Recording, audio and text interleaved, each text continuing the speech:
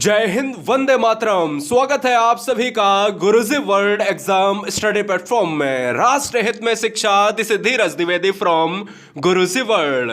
दोस्तों, आज का यह वीडियो जीके टॉप 1000 क्वेश्चंस पर प्रथम ऐसा वीडियो होगा जिसमें हम पार्ट 1 में 50 चुनिंदा क्वेश्चंस को देखेंगे मानचित्र के साथ। आप सभी को पता है कि पूरे वीडियो में मानचित्र को यहां पर सटीकता से विवेचन किया जाता है।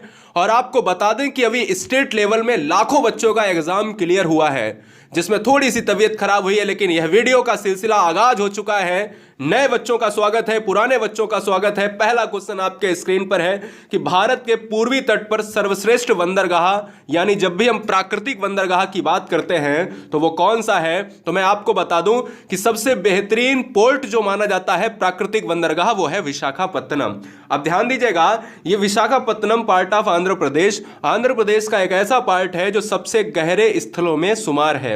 यानी विशाखापत्तनम देश का सर्वश्रेष्ठ प्राकृतिक बंदरगाह तो है, लेकिन यह देश का सबसे गहरा बंदरगाह भी है। अगर कल को क्वेश्चन ये पूछा जाए कि भारत का सबसे गहरा पोर्ट कौन सा है, तो विशाखापत्तनम। कहां से है? आंध्र प्रदेश से, ये याद रखिएगा। अगला क्वेश्चन आपके स्क्रीन पर दोस्तों, भारत के किस भाग में बैरन ज्वालामुखी जो है, आप वोल्केनोज की बात करते हो तो यहां से बनेंगे 2 क्वेश्चन। पहला क्वेश्चन ये कि भारत में कितने जो है सक्रिय ज्वालामुखी हैं। अगर सक्रिय ज्वालामुखी है तो वो कौन है और वो कहां पर है। देखिए, भारत के किस भाग में बैरन ज्वालामुखी द्वीप स्थित है, तो दोस्तों यह है अंडमान द्वीप समूह में। अब सबसे मोस्ट इंपॉर्टेंट पॉइंट ये आपको याद रखना है कि हमारे भारत में जो राष्ट्र, यानी भारत एक राष्ट्र है और उसमें एकमात्र सक्रिय ज्वालामुखी है, वोल्केनोज है, जिसका नाम है बैरन द्वीप। कहां पर है? यह है आपका अंडमान द्वीप समूह में है। हर राष्ट्र के बच्चे से कहना चाहूंगा, यानी हमारे जितने भी बच्चे हैं उनसे कहना चाहूंगा कि बहुत ही अच्छी तरीके से जो भी पॉइंट आपको नहीं पता है उसको तुरंत स्टार बना के नोट कीजिएगा, क्योंकि चीजें पता नहीं कहां से एग्जाम में पूछ ली जाए। तीसरा क्वेश्चन, शुद्ध जल का पीएच मान कितना होता है। अब देखिए, पीएच का मतलब क्या होता है? Potential of hydrogen. बहुत तमाम किताबों में अलग अलग आपको मिलेगा, ठीक है ना। अब यहां से क्वेश्चन बनेंगे 4 से 5। अब देखिएगा, पीएच की वैल्यू अगर पूछता है शुद्ध जल में तो ये होती है 7 होती है, ठीक है ना। तो आपको याद रखना है कि जब भी पीएच का मान 7 होता है तो ये क्या है? ये एक उदासीन वैल्यू है। और पीएच अगर बढ़ता है तो वो एक क्षारीय प्रकृति की बात करता है, यानी 7 से अधिक है तो वो एक बेस में जाता है, क्षारीय बनता है। और 7 से अगर कम है, जिस तरीके से खट्टे पदार्थ होते हैं वो 7 से कम होते हैं, वो एसिडिक में जाते हैं, अम्लीय होते हैं। मैं आपको कुछ पॉइंट बताता हूं जहां से एग्जाम में क्वेश्चन पूछे जाते हैं। सबसे ज्यादा ये क्वेश्चन पूछा जाता है, ये 2 क्वेश्चन बहुत पूछे जाते हैं। नमक का पीएच कितना होता है? 7 होता है। और साथ में शुद्ध जल का पीएच होता है, वो भी 7 होता है। दूध का पीएच 6.4 है। और इसी के साथ आपको रक्त का पीएच याद रखना है, एक ज्यादा रक्त का पीएच होता है 7.4। जल का पीएच पता ही है। शराब का पीएच 2.8 होता है, अम्लीय होता है। टमाटर का पीएच भी एसिटिक होता है, 4.5 होता है। और अम्लीय वर्षा का पीएच सिंपल सी बात है 7 से कम होगा, 5। और HCl सबसे ज्यादा हार्ड होता है, वो 1 होता है, ठीक है ना। चलिए, 4 नंबर कह रहा है कि वह काल्पनिक रेखा जो पृथ्वी को 2 भागों में बांटती है वो क्या कहलाती है। चैनल पर पहली बार है तो चैनल को सब्सक्राइब कर लें। आवाज थोड़ी सी डाउन होगी, हम कह सकते हैं कि कहीं ना कहीं ये चीजें एक टीचर के लिए आसान नहीं होती हैं और एक बच्चे के लिए भी आसान नहीं होती हैं। देखिए, पढ़ने के लिए समय आपको निकालना पड़ेगा और हमें भी पढ़ाने के लिए समय देना पड़ेगा, जिसमें हमारे स्वास्थ्य में अप्स एंड डाउन्स होते रहेंगे। फिलहाल 4 नंबर का जो आंसर जाएगा दोस्तों, वो जाएगा ऑप्शन नंबर ए के साथ, भूमध्य रेखा के साथ। भूमध्य रेखा का मतलब क्या होता है मैं आपको बता देता हूं। सिंपल भाषा में अगर पृथ्वी को 2 भागों में बांटा जाए तो उसको अगर हम 0 डिग्री हम यहां पर डिनोट करेंगे तो वही हमारा विषुवत रेखा, इक्वेटर या भूमध्य रेखा कहलाती है। इसमें आपको 3 लाइंस दिख रही होंगी, ये भूमध्य रेखा है। इसमें आपको ये ऊपर वाली लाइन दिख रही होगी, ये कर्क रेखा है। इसमें आपको एक नीचे वाली लाइन दिख रही होगी, ये मकर रेखा है। मकर रेखा की यहां पर एक बहुत इंपॉर्टेंट पॉइंट बताते हैं आपको कि 23.5 डिग्री साउथ में है। और ये कर्क रेखा की बात करें जो आपके भारत के बीचों बीच से गुजरती है, ये है आपका नॉर्थ में है, ठीक है ना। ये दोनों पॉइंट एग्जाम में अभी हाल ही में पूछे गए हैं, बहुत अच्छे से आपको याद रखना है। और अगर बीच वाली पूछा जाए तो ये इस क्वेश्चन का आंसर जाएगा ऑप्शन नंबर ए के साथ। अच्छा, कल को क्वेश्चन ये पूछ लिया जाए कि वह काल्पनिक रेखा जो भारत को दो भागों में, अगर यहां से ये क्वेश्चन पूछ लिया जाता भारत को, तो तुरंत आंसर हो जाता कर्क रेखा। पृथ्वी को अगर पूछेगा तो भूमध्य रेखा, क्योंकि पृथ्वी गोल है और इससे 20 से जाएगी 0 डिग्री। और भारत की अगर मैं बात करूं तो भारत से देखिए यहां से कर्क रेखा गुजरती है, तो ये बीचों बीच से भारत के संदर्भ में ये और पृथ्वी के संदर्भ में ये, तो ऑप्शन ए जाएगा। निम्नलिखित में कौन सा अभ्यारण्य जंगली हाथियों के लिए प्रसिद्ध है? तो दो क्वेश्चन आपको नोट करने हैं। एक तो क्वेश्चन अभी हाल ही में पूछा गया है कि जंगली जो है गधों के लिए कौन सा स्टेट या कौन सा अभ्यारण्य। जंगली गधों के लिए जो स्टेट है वो है आपका गुजरात। क्या है? गुजरात है। और ये दोस्तों आपका कहां पर है? ये है आपका कच्छ के रण में, ठीक है ना। कच्छ का जो रण है वो दोस्तों जंगली गधों को कहा जाता है, खुर कहा जाता है।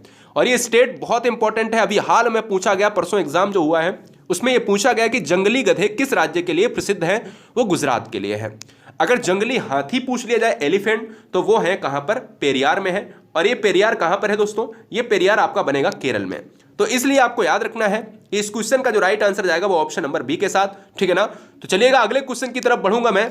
और आप सभी को पता होगा कि चंद्रप्रभा की बात करें बच्चे कह रहे उत्तर प्रदेश होगा, मानस की बात करें तो असम होगा, पेरियार की बात करें तो यहां पर आपका केरला हो जाएगा, बांदीपुर कर्नाटक में पड़ता है। अगला क्वेश्चन, निम्नलिखित में कौन से ग्रह के सर्वाधिक प्राकृतिक उपग्रह अथवा चंद्र है? चंद्र का मतलब चंद्रमा नहीं होता बेटा, चंद्र का मतलब होता है सैटेलाइट। सैटेलाइट का मतलब होता है उपग्रह। उपग्रह का मतलब होता है जो सूर्य के चारों तरफ चक्र जो है परिक्रमा नहीं, जो ग्रहों के चारों तरफ लगाते हैं। यानी एक हमारा सन होता है, इसके चारों तरफ जो है चक्कर लगाएगा वो कहलाएगा ग्रह, और इसके चारों तरफ जो चक्कर लगाएगा वो क्या कहलाएगा? वो कहलाएगा उपग्रह कहलाएगा।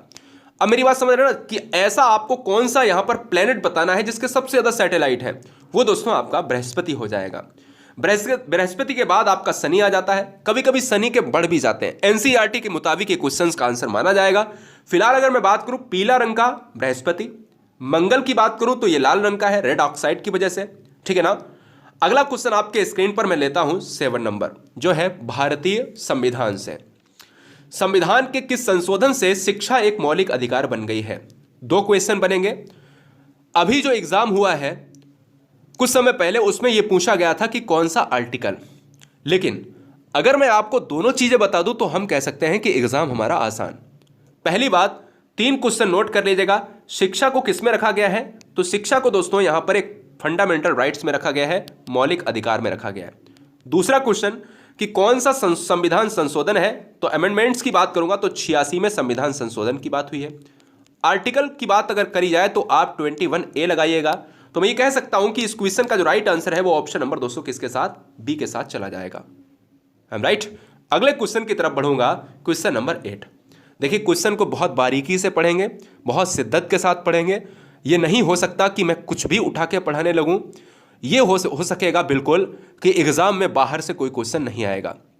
बहुत जबरदस्त तरीके से टीम मैनेजमेंट के द्वारा सारी चीजें बहुत बारीकी से परखी जाती हैं विद मैप के साथ। इसलिए पहली बार है तो शिद्दत के साथ सब्सक्राइब करें। विश्व का सबसे ऊंचा पठार कौन सा है? तो दोस्तों यहां पर व्याख्या करने की आवश्यकता नहीं है। आप देख रहे होंगे यहां पर पार्ट में तिब्बत का जो पठार है वो वर्ल्ड का सबसे ऊंचा पठार है। ऊंचे और बड़े में फर्क होता है। फिलहाल इस क्वेश्चन का जो राइट आंसर जाएगा वो सी के साथ। 9 नंबर देखिए, कर्क रेखा और मकर रेखा की स्थिति मैंने आपको ऑलरेडी बताई हुई है। कर्क रेखा एक 23.5 डिग्री नॉर्थ में है, मकर रेखा दोस्तों 23.5 डिग्री साउथ में जाती है। और हम ये कह सकते हैं कि जो उसके बीच का जो क्षेत्र होता है वो क्या कहलाएगा? वो कहलाएगा उष्ण कटिबंधीय क्षेत्र। क्यों? क्योंकि जो आपका ये वाला पार्ट है ना, ये पार्ट जो है ये उष्ण कटिबंधीय क्षेत्र में आता है। अमेजॉन के जो वर्षावन है आपको देखने को मिलेंगे।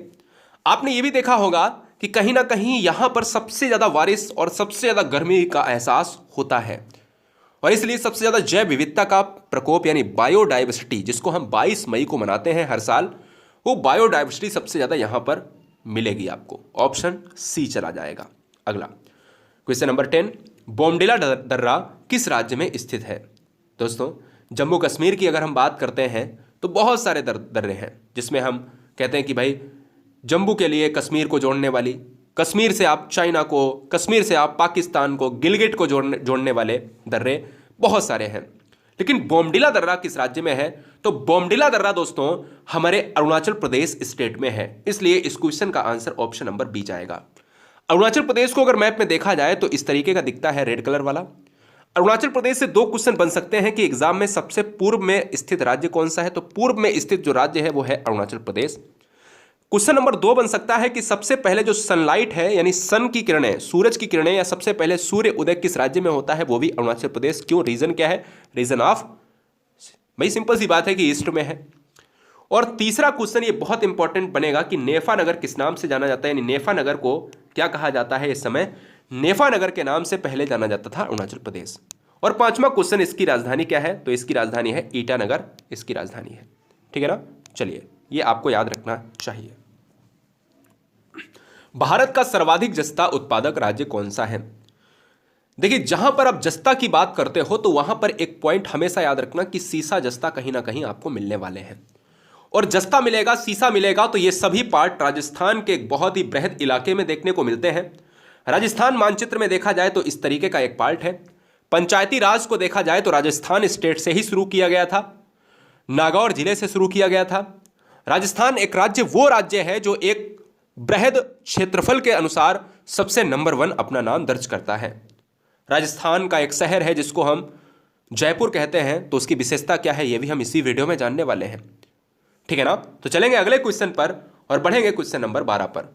एक हम लेते हैं विश्व पर, और जो भारत और एक अन्य जो है कंट्री के साथ बहुत ही अच्छी तरीके से क्वेश्चन बनाता है जो आपको देखना चाहिए। 3 बीघा गलियारा, गलियारे को कहते हैं इंग्लिश में कॉरिडोर। 3 बीघा कॉरिडोर किन दो देशों के बीच में है? किन दो देशों को यह 3 बीघा कॉरिडोर जोड़ता है? तो यहां पर अगर मैं बात करता हूं भारत बिटवीन बांग्लादेश, भारत बिटवीन बांग्लादेश को हम लोकेशन, आप अगर मैं बात करता हूं यहां पर, ये आप देखिए पार्ट, भारत का एक ऐसा पार्ट आपने देखा होगा कि त्रिपुरा को बांग्लादेश जो है 3 तरफ से घिरे हुए है। और यही दोस्तों हम ये कह सकते हैं कि यही मध्य में एक पार्ट है जिसमें हम 3 बीघा गलियारा, 3 बीघा कॉरिडोर की बात करते हैं। तो भारत और बांग्लादेश आप कतई भूलेंगे नहीं, ठीक है ना? यह बात आपको याद रखनी पड़ेगी। चलिए, विश्व की सबसे लंबी पर्वतीय श्रृंखला। अब ये क्वेश्चन आपके लिए इंपॉर्टेंट इसलिए बन जाता है क्योंकि 3 से 4 क्वेश्चंस आपके बनते हैं कि यह पर्वत श्रृंखला कहां पर है। विश्व की सबसे लंबी पर्वत श्रृंखला है आपकी एंडीज, ये आपको याद रखना है। अगर कल को क्वेश्चन एग्जाम में पूछ लिया जाए कि रॉकी पर्वत श्रृंखला है या रॉकी पर्वत है, ये कहां पर है, तो अमेरिका में, यूएसए में। एटलस मोरक्को पार्ट में, आल्पस इटली पार्ट में पड़ता है क्या, यूराल रशिया में पड़ता है क्या? आप कमेंट करके बताइएगा फटाफट। अगला क्वेश्चन आपके स्क्रीन पर है 14 नंबर, थोड़ा सा आसान नहीं है लेकिन आपको मैं बताऊंगा तो मुझे लगता है कि आप भूलेंगे नहीं। क्वेश्चन की लैंग्वेज बड़ी कठिन है। निम्नलिखित में कौन सा अनुच्छेद राष्ट्रपति यानी प्रेसिडेंट, प्राइम मिनिस्टर यानी राष्ट्रपति व प्रधानमंत्री के संबंधों को समुचित ढंग से परिभाषित करता है? तो आप सभी को मैं बता दूं कि इस क्वेश्चन में सिंपल सा ये पूछा जा रहा है कि ऐसा कौन सा आर्टिकल है जिसमें प्रेसिडेंट, प्रधानमंत्री यानी राष्ट्रपति जो है वो कुछ मामलों में प्रधानमंत्री से विचार विमर्श कर सकता है। तो राष्ट्रपति जब विचार विमर्श की स्थिति में होता है तो वो आंसर हमारा आर्टिकल 78 हो जाएगा। राष्ट्रपति पद के लिए अगर मैं बता दूं कि कौन से संविधान के अनुच्छेद में लिखा है कि एक राष्ट्रपति होगा, तो अनुच्छेद 52 कहता है कि भारत का एक राष्ट्रपति होगा। राष्ट्रपति तीनों सेनाओं का सर्वोच्च सेनापति होगा, साथ में पहला भारत का नागरिक भी होगा। अगला क्वेश्चन, भारत में जिप्सम का सर्वाधिक उत्पादन किस राज्य में होता है? तो दोस्तों भारत में अगर मैं बात करता हूं जिप्सम के लिए, तो आपको वही राज्य लगाना है जो अयस्कों के लिए एक बेहतरीन स्थान रखता है। अयस्कों का लगभग 60 से 80% पार्ट राजस्थान के इलाके से निकाला जाता है। तांबा जस्ता से लेकर जिप्सम का एक बहुत बड़ा खनन क्षेत्र मिलेगा। राजस्थान के बारे में अगर मैंने आपसे बात करी है तो एक ऊंटों का मेला लगता है यहाँ पर, और वो ऊंट का मेला राजस्थान के किस शहर में लगता है यह आपको कमेंट बॉक्स में कमेंट करना है। बहुत सुंदर। क्वेश्चन नंबर 16 से आपके 2 क्वेश्चन बनते हैं। दोनों क्वेश्चन को बहुत अच्छे से लिख लीजिएगा क्योंकि ये मौका दोबारा नहीं मिलेगा। किताबों में बहुत अक्सर मिलता है, बच्चे नज़रअंदाज करते हैं। मैं आपको बताता हूँ दोस्तों, यहाँ पर पीतल एक मिश्र धातु है, यानी पीतल जो है वो किससे बनी है? आपको मैं बता दूं, पीतल जो है वो तांबा और जस्ते से बनी है। पीतल तांबा और जस्ता आप मारेंगे, जल्दी से कमेंट कीजिएगा, बहुत बढ़िया। तो वही परेशानी वाली बात हो जाती है कि तांबा और कहीं ना कहीं जिंक और जस्ता में बच्चे कंफ्यूज होते हैं। तो भैया एक ही चीज़ है, मैं बता दूं, 3 पॉइंट आपको नोट करने हैं। देखिएगा, पीतल जो है जिसको हम इंग्लिश में ब्रास कहते हैं, जिंक हम जस्ता को रिलेट कर सकते हैं, इसलिए पीतल जो बनती है वो तांबा जिंक तांबा जस्ता। कांसा जो बनता है वो तांबा और टिन, और सोल्डर जो बनता है वो सीसा और टिन। इसमें बहुत इंपॉर्टेंट तीनों ये पार्ट है, एग्जाम पॉइंट ऑफ व्यू से इंपॉर्टेंट नहीं, वेरी वेरी मोस्ट इंपॉर्टेंट है। दोस्तों मैं बता दूं, कोई भी मिश्र धातु होती है वो तभी मिश्र धातु बनती है जब एक या एक से अधिक या दो से अधिक धातुएं मिलती हैं। इसलिए जो ब्रास है वो तांबा और जिंक का एक पार्ट है, जस्ता का एक पार्ट है, इसलिए ऑप्शन ए चला जाएगा दोस्तों। बहुत सुंदर। आपातकाल की स्थिति में राज्य विधानसभा की अवधि बढ़ाई जा सकती है। तो दोस्तों आपको मैं बता दूं कि जब भी इमरजेंसी लगती है और राज्य विधानसभा में इमरजेंसी लगी हुई है, मुझे लगता है कि राज्य की स्थिति ठीक नहीं है या देश की स्थिति ठीक नहीं है, तो हम ये कह सकते हैं कि उसकी अवधि को बढ़ाना चाहिए। अब उस अवधि को कौन बढ़ाएगा? इमरजेंसी काल को हमारी पार्लियामेंट ही बढ़ा सकती है दोस्तों, और ये पार्लियामेंट के ही दायित्व का क्षेत्र है, इसलिए इस क्वेश्चन का आंसर ऑप्शन नंबर डी चला जाएगा। संसद का निर्माण अगर एग्जाम में पूछा जाए कि किस तरीके से होता है, तो संसद का निर्माण होता है लोकसभा प्लस राज्यसभा प्लस भारत का प्रेसिडेंट यानी राष्ट्रपति। तो जब ये 3 मिलेंगे तभी कहीं ना कहीं क्या बनेगी? एक पार्लियामेंट बनेगी दोस्तों। ये बहुत इंपॉर्टेंट पॉइंट पूछा जाता है एग्जाम में, तो इसको नोट कर लें। अगला, वायुमंडल में प्रकाश के विसरण का कारण क्या है? तो आपको मैं बता दूं कि जो एटमॉस्फेयर में जो प्रकाश फैलता है, इसका विसराव होता है, इसका बिखराव होता है। तो मैं आपको बता दूं कि वायुमंडल में जो एटमॉस्फेयर है हमारा, उसमें धूल कण की वजह से यह विसरण होता है। ये क्वेश्चन एग्जाम में बहुत पूछा गया है। अगर वायुमंडल में अगर मैं बात करता हूं सबसे ज्यादा गैसेस में अगर देखा जाए तो गैस सबसे ज्यादा कौन सी है? तो गैस दोस्तों है आपकी नाइट्रोजन है। नाइट्रोजन में कौन सी है? 78% है, ये भी आपको याद रखना है। नाइट्रोजन मतलब कितना परसेंट है? 78%। और सेकेंड नंबर पर कौन सी है? तो 21% के साथ साथ हमारी क्या हो जाएगी? ऑक्सीजन हो जाएगी। अगला, गुलाबी नगर यानी पिंक सिटी, या 3 क्वेश्चन बनेंगे। गुलाबी नगर इंग्लिश में पिंक सिटी, तथा पूर्व का पेरिस किसे कहा जाता है? बहुत आसान है। अगर मैं बच्चों से एक क्वेश्चन पूछ देता कि पूर्व का पेरिस किसे कहा जाता है, बच्चे कंफ्यूज हो जाते हैं। लेकिन अगर मैं कह दूं कि पिंक सिटी, तो लगभग 100% में 100% बता सकते हैं कि पिंक सिटी कहा जाता है जयपुर को। आखिर ये क्यों कहा जाता है? क्या वहां पर जो है पिंकिस के सामान मिलते हैं, या मैं कह सकता हूं दोस्तों पिंक कलर के वहां पर जो है फल लगते हैं, या मैं कह सकता हूं कि पिंक कलर के जो है लोग रहते हैं? ऐसा नहीं है। गुलाबी नगर इसलिए कहा जाता है जयपुर को, ये पार्ट ऑफ राजस्थान की बात हो रही है। जयपुर में आपने देखा होगा यहां पर इसकी इमारतों को, इमारतें जो बनी हैं वो पत्थरों से बनी हैं। तो जयपुर में जितने भी इमारतें बनी हुई हैं उसमें लाल पत्थर का, गुलाबी पत्थर का निर्माण हुआ है, यानी गुलाबी पत्थर का प्रयोग हुआ है, इसलिए इसको पूरा जयपुर पिंक दिखता है। ऊपर से अगर तस्वीरों को लिया जाए, किस मुस्लिम शासक ने जजिया ब्राह्मणों से भी वसूल किया? तो दोस्तों जजिया कर एक ऐसा है जो गैर ब्राह्मणों से वसूल किया जाता था। और मैं ये कह सकता हूं कि किस मुस्लिम शासक ने जजिया ब्राह्मणों से वसूल किया था? तो मैं ये कह सकता हूं कि फिरोज तुगलक हो जाएगा, और इसका शासनकाल था 1351 से 1388। और ये क्वेश्चन बहुत ही इंपॉर्टेंट है, very very most important question में अगर ये पूछा जाए कि सबसे ज्यादा कठोर शासनकाल किसका रहा है, कौन सा शासक रहा है? अलाउद्दीन खिल्जी। अलाउद्दीन खिल्जी का एक बेहतरीन शासन माना जाता है। फिलहाल ऑप्शन जाएगा बी के साथ। अक्सर आपने देखा होगा क्वेश्चन पूछा जाता है ज्योग्राफिकल पॉइंट से कि वायुमंडल मुख्यतः गर्म होता है। आखिर यह वायुमंडल गर्म क्यों होता है? वायुमंडल गर्म होने का रीजन क्या है दोस्तों? सूर्य की सीधी किरणों से यह गर्म हो जाता है क्या? पृथ्वी से विकिरण द्वारा हो जाता है क्या? पृथ्वी के अंदर की ऊष्मा से होता है क्या? पृथ्वी की गति के घर्षण से होता है? तो मैं ये कह सकता हूं कि पृथ्वी का जो विकिरण है वो बहुत इंपॉर्टेंट है। वायुमंडल से जो आने वाली किरणें हैं, सूर्य के द्वारा आने वाली किरणें हैं, जिसमें कार्बन डाइऑक्साइड कहीं ना कहीं अपनी भूमिका को ज्यादा निभाता है, और पृथ्वी से विकिरण के द्वारा ही क्या कहीं ना कहीं गर्म होता है। इसलिए इस क्वेश्चन का जो राइट आंसर है वो ऑप्शन नंबर बी जाएगा। कई बार बच्चे जब ऑप्शन नंबर ए लगाते हैं तो उनको लगता है कि कहीं ना कहीं ये सही होगा, जो गलत हो जाता है। काली मिट्टी किस फसल के लिए दोस्तों सबसे बेहतरीन मानी जाती है? तो मैं आपको बता दूं कि दोमट मिट्टी को धान और गेहूं के लिए, चावल के लिए, वही धान और चावल एक ही बात है, और काली मिट्टी के लिए कपासी मिट्टी कहा जाता है। तो इसलिए आपको याद रखना है कि आप कपासी मिट्टी की जब भी बात करते हैं तो यह जाएगा। आप रेगुड़ मिट्टी की बात करते हो या रेगुड़ मिट्टी तो ये जाएगा। अगर आप चरनोजम मिट्टी की बात करते हो तो ये जाएगा, ठीक है ना। तो ये कपासी मिट्टी को ही, और इसको एक और नाम से जानते हैं, बहुत नाम से जानते हैं, फिलहाल मैंने आपको बता दी लावा मिट्टी, क्योंकि इसका निर्माण लावा से हुआ है। ये फैक्ट पूछा जाता है कि काली मिट्टी का निर्माण किससे हुआ है, लावा से हुआ है, इसलिए इसको काली मिट्टी कहा जाता है।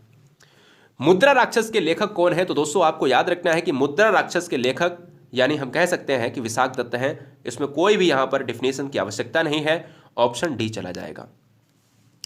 अंतरिक्ष में कृत्रिम उपग्रह प्रक्षेपण करने वाला विश्व का पहला देश कौन सा है? अंतरिक्ष में कृत्रिम यानी मनुष्य के द्वारा निर्मित किया गया सैटेलाइट अगर देखा जाता है तो रसिया हो जाएगा। रसिया एक क्षेत्रफल की दृष्टि से सबसे बड़ा पूरे वर्ल्ड में देखा जाए तो एक कंट्री माना जाता है, ठीक है ना। तो हम ये कह सकते हैं कि जो रूस है वो इस क्वेश्चन का राइट आंसर चला जाएगा। चलिए, विश्व का प्रथम कागजी मुद्रा जारी करने वाला देश। कागज को बनाने के लिए एक वस्तु का निर्माण होता है, एक वस्तु की आवश्यकता होती है जिसका नाम है लकड़ी। लकड़ी के लिए पेड़ काटे जाते हैं और उससे अखबार या पेपर या कागज बनता है। सबसे ज़्यादा इसका निर्माण चाइना के द्वारा, यानी हम कह सकते हैं कि सबसे पहली बार चाइना के द्वारा इसकी खोज करी गई है और चाइना में ही सबसे ज़्यादा निर्मित किए जाते हैं। गुप्त वंश के किस शासक ने सर्वप्रथम महाधिराज की उपाधि धारण की थी? बहुत इंपॉर्टेंट क्वेश्चन है, जबरदस्त पॉइंट वाला क्वेश्चन है कि गुप्त वंश की जब भी बात होती है तो चंद्रगुप्त प्रथम लिच्छवी गणराज्य की राजकुमारी देवी से विवाह हुआ था। 319 से 335 तक इनका शासन रहा और महाराजाधिकार के नाम से जानने वाले चंद्रगुप्त प्रथम ये माने जाते हैं। चित्र में देख रहे हैं, आंसर ये हो जाएगा। अगला, विश्व की सबसे बड़ी जहाज रानी नहर कौन सी है दोस्तों? तो आपको मैं बता दूं ये क्वेश्चन इंपॉर्टेंट है, बहुत आसान भी है। आपने खूब पढ़ा होगा कि स्वेज नहर, स्वेज नहर, और स्वेज नहर कहीं ना कहीं इस क्वेश्चन का राइट आंसर हो जाएगा कि जब वर्ल्ड में पूछा जाए कि सबसे बड़ी जहाज रानी नहर कौन सी है तो वो दोस्तों यहाँ पर कैनाल के साथ ऑप्शन नंबर बी को लॉक करेगा। यानी ये चित्र में आप जितना भी रेड का इलाका देख रहे हैं ये कहीं ना कहीं इस पार्ट को इंगित करता है। अगला, ये सभी बच्चों को आना चाहिए क्योंकि इस क्वेश्चन को ज़्यादा डीप में नहीं पूछा है। दिल्ली के लाल किले से क्वेश्चन है, दिल्ली के लाल किले का निर्माण किस मुगल सम्राट ने करवाया था? तो दोस्तों मैं बता दूं कि दिल्ली के लाल किले का निर्माण जो मुगल सम्राट ने करवाया था वो था शाहजहां। शाहजहां ने करवाया था। तो इस क्वेश्चन का जो राइट आंसर जाएगा वो ऑप्शन नंबर सी के साथ जाएगा। अकबर ने एक क्वेश्चन यहां से बनता है कि दीन ए इलाही धर्म की स्थापना किसने करी थी? तो दीन ए इलाही धर्म की स्थापना किसने करी थी? अकबर ने। अकबर की अगर मैं बात करता हूं तो दोस्तों यह एक अनपढ़ शासक था और इसकी मृत्यु कहीं ना कहीं पेचिश यानी अतिसार से हुई थी। ये क्वेश्चन भी पूछ लिया गया कि अकबर की मृत्यु का रीजन क्या था, अतिसार या पेचिश। सुंदरबन के जंगल को क्या कहा जाता है? सुंदरबन दोस्तों एक है पार्ट पश्चिम बंगाल का, वेस्ट बंगाल का, जिसमें बंगाल टाइगर रहते हैं। तो क्वेश्चन में जब पूछा जाए कि बंगाल टाइगर कहाँ के प्रसिद्ध टाइगर हैं तो वो है पश्चिम बंगाल के। गलती से मध्य प्रदेश मत मार देना। जब पूछा जाए कि सबसे ज़्यादा टाइगर कहाँ पर है या टाइगर स्टेट, तब आप मध्य प्रदेश मारेंगे। रॉयल टाइगर कहाँ पर? तो बंगाल टाइगर, रॉयल टाइगर ये पश्चिम बंगाल के हैं। तो ये सुंदरबन डेल्टा, ये सुंदरबन जंगलों में या मैग्रोव की बात करते हैं दोस्तों। तो इस क्वेश्चन का राइट आंसर जाएगा बी के साथ। और ये वाला पार्ट है दोस्तों। और मैं आपको बता दूं कि सुंदरबन नेशनल पार्क आपको दिख रहा होगा, ये ग्रीन वाला पार्ट है, ठीक है ना। चलेंगे, किस राज्य में सबरीमाला मंदिर स्थित है दोस्तों? तो मैं कह दूं कि टेम्पल जो है सबरीमाला मंदिर काफ़ी चर्चित रहता है, हर साल चर्चित रहता है। और ये आप पार्ट देख रहे होंगे केरल का। और ये केरल एक ऐसा पार्ट है जहां पर साक्षरता बहुत अच्छी है। अच्छा, साक्षरता कितनी है केरल में? बच्चे कमेंट कीजिएगा। साक्षरता बहुत अच्छी है। केरल की बात करता हूं तो पेरियार अभ्यारण्य केरल में ही है। केरल में अगर मैं बात करता हूं तो सबसे ज़्यादा जैव विविधता केंद्र शांति घाटी, जिसको हम मूक घाटी का नाम देते हैं, शांति घाटी कहाँ पर है? केरल में है। अगला पॉइंट, 500 से अधिक देसी रियासत या रजवाड़े भारत में शामिल नहीं थे, उसमें एक जोरदार अथक प्रयास किया गया और उसमें विलय कराया गया। रजवाड़े यानी देसी रियासतों को शामिल करने के लिए सबसे ज़्यादा कार्य किसने किया है? उत्तरदायी कौन रहा है? सरदार वल्लभ भाई पटेल साहब रहे। इसलिए इस क्वेश्चन का राइट आंसर डी जाएगा और वल्लभ भाई पटेल को युगों युगों तक याद किया जाएगा, ठीक है ना। चलिए, भारत में स्वच्छ जलीय मछली का सबसे बड़ा उत्पादक राज्य कौन सा है? तो जो सबसे ज़्यादा अच्छी मछली, ताजी मछली का केंद्र, स्टेट आपको मैं बता दूं, पश्चिम बंगाल है वेस्ट बंगाल। याद रहे कि जितने भी तटीय इलाका हैं इसमें सभी में, गुजरात में भी बहुत अधिक मात्रा में मछली का उत्पादन होता है। लेकिन हमसे क्वेश्चन में यह पूछा जा रहा है कि स्वच्छ मछली, ताजा पानी, ताजी मछली, ये वाला राज्य है तो वो पश्चिम बंगाल है। पश्चिम बंगाल की राजधानी कोलकाता है। और इस कोलकाता की जब मैं बात करता हूं तो ये किस रिवर के किनारे बसा हुआ है? तो हुगली नदी के किनारे बसा हुआ है। ये क्वेश्चन पूछा जाता है कि कोलकाता किस नदी के किनारे बसा हुआ है? हुगली नदी। विश्व का सबसे बड़ा द्वीप कौन सा है मेरे लाल? तो सबसे बड़ा द्वीप है ग्रीनलैंड। कोई भी आवश्यकता नहीं है इसको बताने के लिए, ग्रीनलैंड एक डेनमार्क का पार्ट है दोस्तों। इस क्वेश्चन का जो राइट आंसर जाएगा वो ऑप्शन नंबर सी के साथ राष्ट्रीय मरु उद्यान, जिसको हम राजस्थान के नाम से जानते हैं। तो क्वेश्चन में पूछ सकता है कि कौन से स्टेट को मरु उद्यान के नाम से जानते हैं? तो पार्ट ऑफ राजस्थान की बात करेंगे दोस्तों। राष्ट्रीय मरु उद्यान राजस्थान को कहा जाता है, स्टेट को कहा जाता है। तो ये दोस्तों यहां पर हम कह सकते हैं कि इस क्वेश्चन को एक और नाम से जानते हैं, जीवाश्म पार्क। जीवाश्म पार्क कौन सा स्टेट माना जाता है? राजस्थान। मरु उद्यान राजस्थान, इसलिए ऑप्शन जाएगा बी के साथ। अच्छा, टाइगर के लिए मध्य प्रदेश। संविधान यानी इंडियन कॉन्स्टिट्यूशन के किस आर्टिकल के तहत कौन से स्टेट में संवैधानिक, यानी किसी भी स्टेट में संवैधानिक तंत्र अगर विफल हो जाता है, कि कोई भी राज्य अगर अपना तंत्र नहीं चला पा रहा है, हाथ खड़े कर देता है, कानून व्यवस्था खत्म हो जाती है, तो राष्ट्रपति शासन लगता है। और वो कौन लगाता है? राज्यपाल लगाता है, प्रधानमंत्री की परामर्श पर या राष्ट्रपति की। तो हम ये कह सकते हैं कि राष्ट्रपति के लिए, है ना। और राज्यपाल लगाता है तो हम ये कह सकते हैं कि 3 आर्टिकल आपको याद रखने हैं कि 352, 356 मैंने ऑलरेडी बताया है, और 360। 360 में वित्तीय आपात, 356 में राष्ट्रपति शासन और 352 में राष्ट्रीय आपात। राष्ट्र पर संकट 352, राज्य पर संकट तो 356 यानी राष्ट्रपति शासन। राज्य पर संकट आएगा तो राष्ट्रपति शासन लगेगा, याद रखिए। और वित्तीय आपात यानी आर्थिक संकट होगा तो 360 वित्तीय आपात लगेगा। बैनगंगा किसकी सहायक नदी है? पैनगंगा किसकी सहायक नदी है? तो जब बैनगंगा और पैनगंगा पूछा जाए तो यह गोदावरी हो जाएगा, वृद्धगंगा के साथ चला जाएगा दोस्तों। और इस क्वेश्चन का जो राइट आंसर जाएगा वो ऑप्शन नंबर ए के साथ, गोदावरी वाला पार्ट आप देख रहे होंगे, तो हम कह सकते हैं यहां पर चला जाएगा। मनुष्य के गर्दन में कौन सी ग्रंथि होती है? लिया है दोस्तों आपके बायोलॉजिकल ज्योग्राफी जीके से लिया है क्वेश्चन एक, मनुष्य के गर्दन में कौन सी ग्रंथि होती है? तो इस क्वेश्चन का जो राइट आंसर है दोस्तों वो हमारा चला जाएगा किसके साथ? थाइमस ग्लैंड के साथ। क्या है? थाइमस ग्लैंड के साथ, ऑप्शन नंबर डी। अगला, संविधान सभा की राष्ट्रीय ध्वज समिति के अध्यक्ष कौन थे? तो ध्वज समिति के अध्यक्ष जब भी पूछा जाता है तो एक झंडा समिति में जेबी कृपलानी आ जाते हैं कभी कभी, ठीक है ना। बहुत सी किताबों में अलग अलग है, लेकिन ध्वज समिति में डॉक्टर राजेंद्र साहब जी ही आएंगे, इसलिए ऑप्शन ए जाएगा। भारत में अंग्रेजी शिक्षा की शुरुआत जब इंग्लिश लैंग्वेज, इंग्लिश चीजें, ब्रिटिश लैंग्वेज, ब्रिटिश इंग्लिश, इस तरीके की जब भी बात हुई है तो लॉर्ड डलहौजी का कार्यकाल आप जानते हो, रेलवे के लिए जाना जाता है, हड़प नीति के लिए जाना जाता है, डॉक्ट्राइन के लिए जाना जाता है, डॉक्ट्राइन ऑफ लैप्स के लिए जाना जाता है। और दोस्तों हम कह सकते हैं कि अंग्रेजी शिक्षा की शुरुआत करने वाले लॉर्ड मैकाले हैं, इसलिए ऑप्शन सी को लॉक किया जाएगा। हम कह सकते हैं सी को कहीं ना कहीं लॉक करेंगे। भारत के पश्चिमी समुद्री तट पर वर्षा किस मानसून से होती है? तो मैं आपको बता दूं कि पश्चिमी समुद्री तट पर वर्षा जो होती है वो हमारे भारत में, देखिएगा, भारत की एक वर्षा जो होती है ना, इस क्षेत्र से और इस क्षेत्र से, पश्चिमी समुद्री तट से होती है, वो होती है दक्षिण पूर्व की।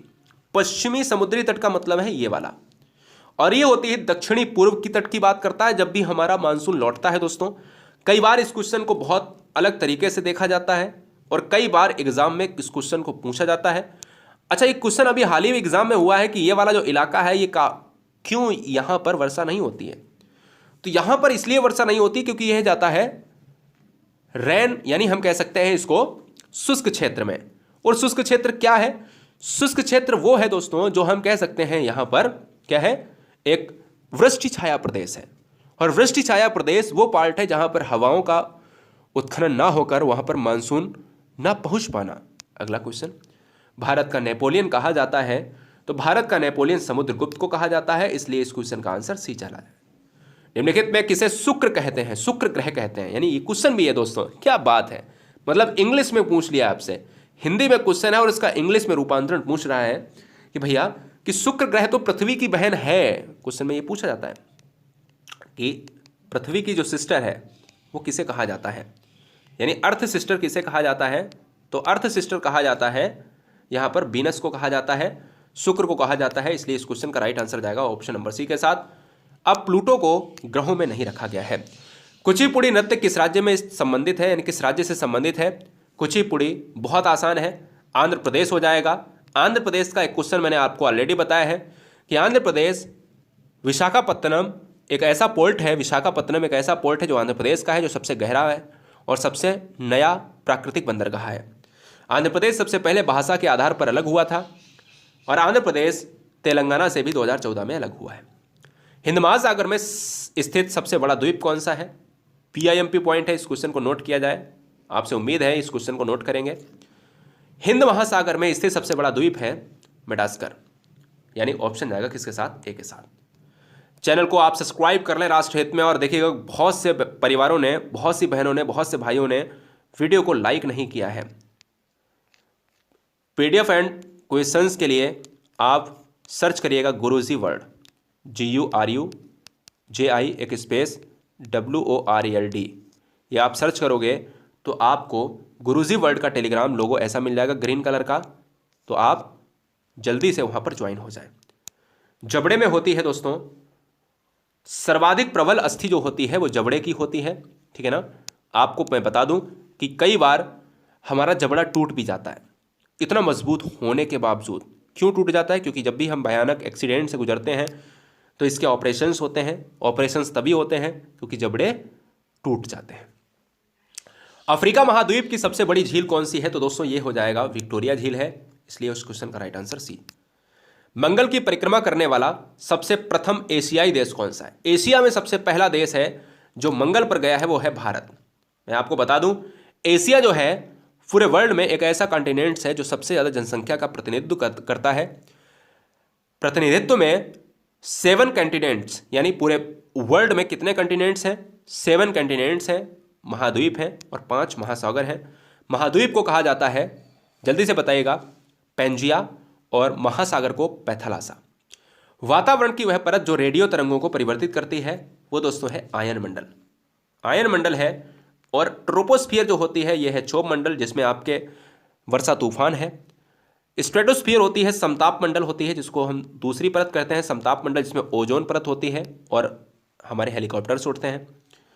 मीजोस्फियर को मध्य मंडल कहा जाता है, मध्य मंडल जिसमें उल्कापिंड नष्ट होते हैं, और ये कहीं ना कहीं एक ठंडी है। थर्मोस्फीयर की जब भी हम बात करते हैं आप सभी जानते होंगे, है ना, तापीय के लिए जाना जाता है। अच्छा, एक्सोस्फीयर की जब भी बात करते हैं, अच्छा एक आयनोस्फीयर यहाँ पर नहीं दिखाया गया, आयनोस्फीयर को कहा जाता है आयनमंडल जो रेडियो तरंगों के लिए है। सेकंड लास्ट, संविधान निर्माण करने वाला प्रथम देश कौन सा है? तो संविधान को निर्माण करने वाला अमेरिका है, USA है। राजधानी कैपिटल है वॉशिंगटन DC। आज का ये क्वेश्चन यहाँ पर समाप्त होता है, आगे की सीरीज आपको मिल जाएगी, बहुत शिद्दत के साथ पढ़िएगा। जावा और सुमात्रा द्वीप किस देश में है? तो आपको मैं बता दूं इंडोनेशिया, यानी part of option number C Indonesia के साथ। अच्छा, इंडोनेशिया की राजधानी क्या है? कमेंट कीजिएगा। 50 क्वेश्चन को बहुत ही आराम से, बहुत ही जबरदस्त तरीके से पढ़ने के लिए आपका दिल से धन्यवाद। आप सभी के माता पिता को मेरा इंकलाब जिंदाबाद। और आपको टाइम का पता भी नहीं चला होगा कि मानचित्र के साथ किस तरीके से हमने चीज़ों को बहुत ही अच्छी तरीके से जोड़ा है। चैनल पर गुरुजी वर्ल्ड एग्जाम स्टडी पर नए हैं